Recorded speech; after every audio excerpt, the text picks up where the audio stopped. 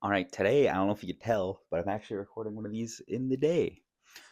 I wanted to get one of these done yesterday as well, but I think I'm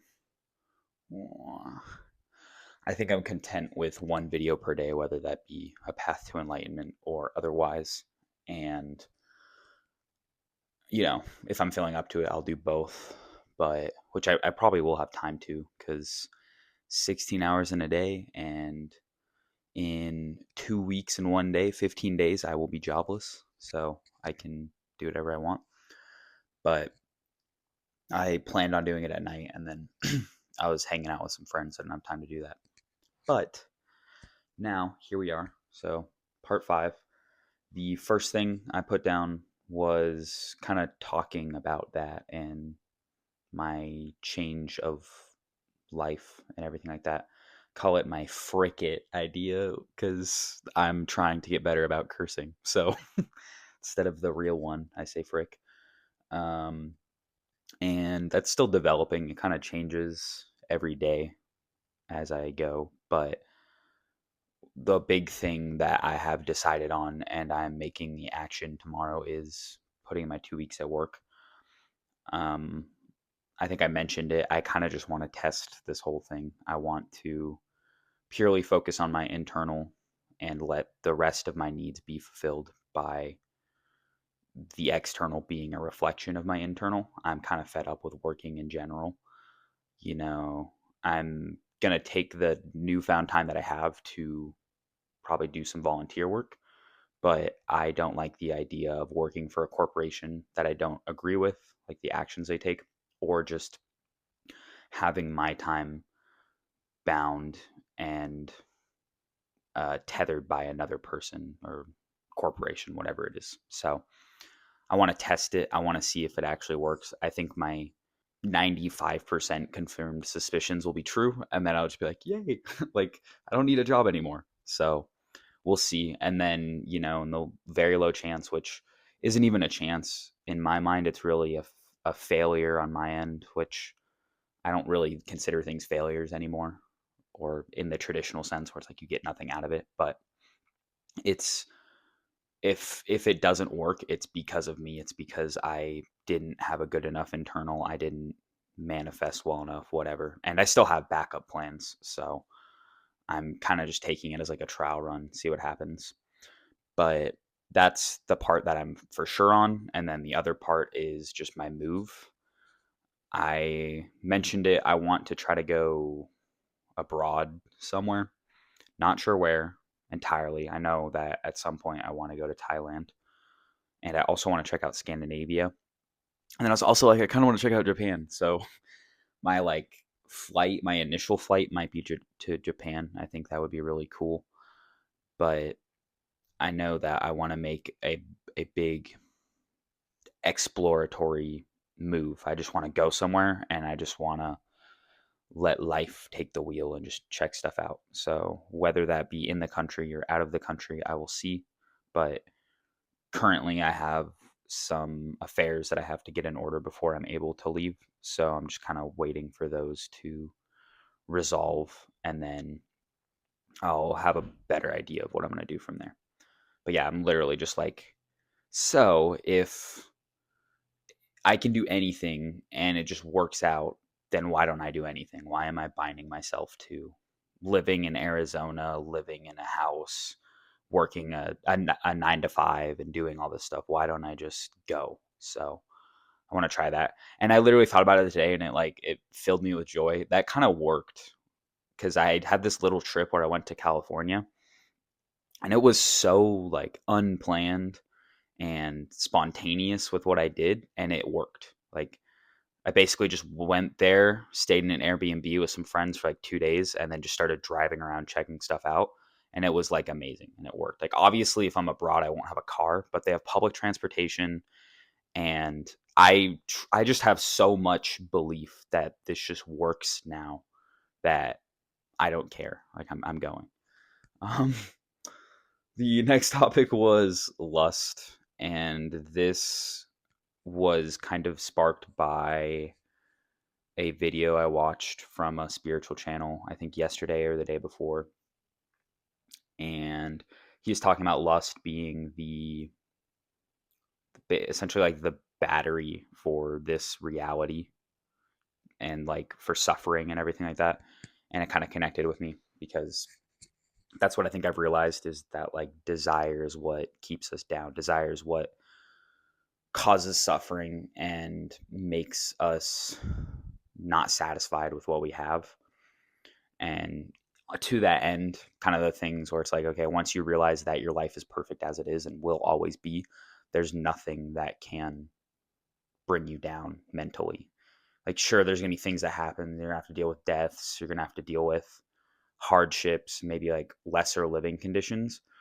But from the eyes of everything is perfect, this timeline is perfect, this world is perfect, that doesn't matter. So,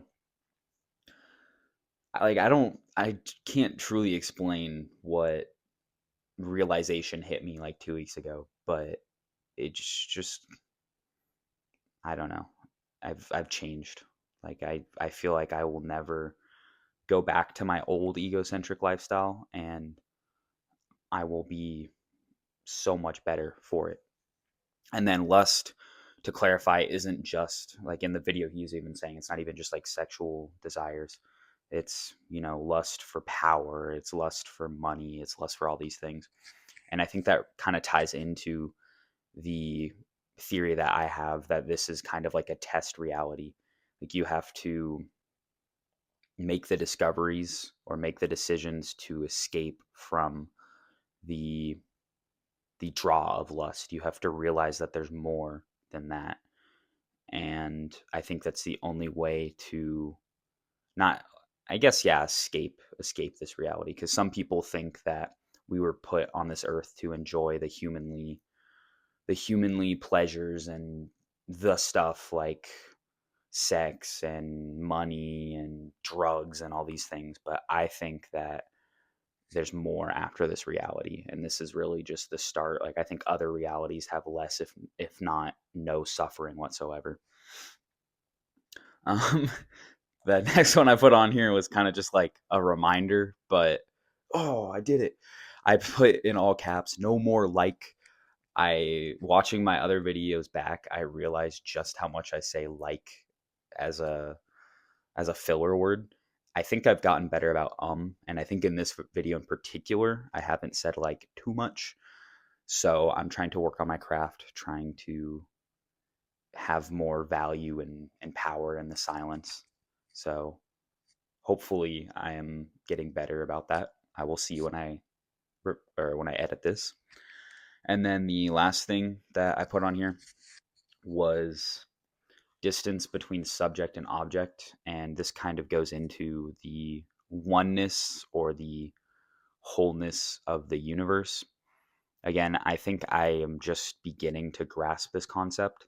I think I somewhat understand it, but I don't realize it, if that makes sense. So I know what it means, but it doesn't connect with me on like a personal level. I haven't realized it. So I guess, or in another context, let's say there's like a theory or a principle in class that you learn about. You kind of know how it works, but you don't see it in action, I suppose. But what this basically means is there's no difference between you and I. There's no difference between. I was thinking about it, I think when I was going to the bathroom. It's like, um, I am the suffering and the happiness in this whole world. I am this house. I am the ocean. I am the sky. I am the universe. It brought back the quote that I always really liked hearing and learning about. We are just the universe trying to understand itself. So the difference between the subject and the object is basically understanding that there is no ego and that we're all connected. And it's such an abstract and such a cool concept that I really want to spend more time kind of thinking about and applying, because I think that is the key to world peace and happiness with others. That is why we give to others, because it's literally just giving to yourself at the end of the day. So it's really hard to wrap my mind around it. In my meditation, my guided meditation, it was basically saying, okay, focus on an object in your view, and then look at that object, consider the object, and then look at what is looking. And then when you realize that nothing is looking, you realize that that object is the same as you, which is like, it's just such a weird concept. And I think my brain is still trying to be like, no, that's not true. You are you and this stuff. So I think it just takes time of meditation and sitting in the nature of mind for this realization to come to fruition. But I think it's really interesting because it basically debunks reality, which I've already known is true. I've already realized that this isn't true, but it's kind of a proof of that. It's kind of like a way to prove to other people that reality isn't true. And I even thought about that today. I'm gonna make another video probably later tonight, honestly, because I've been having a lot of like creative juices flowing in my head. But I was talking about like when people say, "Oh, get out of your fantasy land, come back to the real world." When they say that, that's literally almost an oxymoron. This isn't real. Like it's proven so many times that yeah, that's just physical. You can touch things, you can feel pain, you can feel these emotions, but this isn't real. So I've always had that feeling, that intuition that it wasn't real, and it's finally been proven, which is kind of amazing. But now I just want to teach other people about that. I want to free them from suffering and making them realize that none of this really matters. It only matters like our connection with each other and the love that we feel and compassion. But one day I will spread the knowledge. For now, I'm just a lowly little learner. I'm doing my best to become the best teacher. So stick with me and peace out.